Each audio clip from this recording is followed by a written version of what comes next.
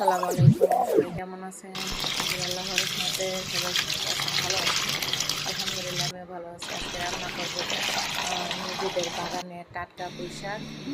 তো আমার আপার বাড়ি থেকে নিয়ে আসলাম পুঁই শাক। তো এগুলো দিয়ে আজকে শাক রান্না করবো। কে কে আমার মতো করে শাক রান্না করবো অবশ্যই কমেন্টে জানাবেন।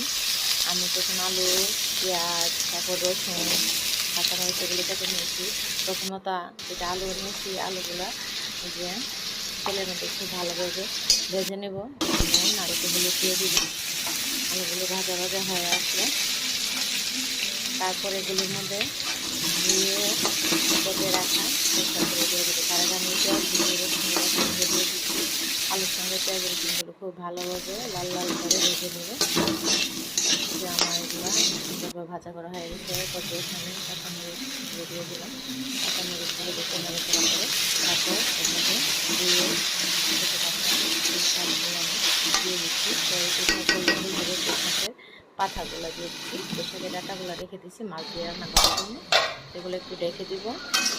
অল্প কিছুক্ষণ ঢেকে রাখবো, কিছুক্ষণ ঢেকে রাখবো। দেখুন অনেক পানি উঠে গেছে। তো এখন আর আমি ঢেকে রান্না করবো না, ঢাকনাটা খুলে রান্না করবো। সেগুলো রান্না করে নেবো। যে ভাজা ভাজা হয়ে আসছে, মাশাআল্লাহ টেস্টটা অনেক সুন্দর আসছে। তো আমার পোশাক ভাজা হয়ে গেল। সবাই কমেন্টে জানাবেন কেমন হলো। ভালো থাকবেন, সুস্থ থাকবেন। পোশাক ভাজাটা খেতে অনেক মজা হয়েছে। আল্লাহ হাফেজ।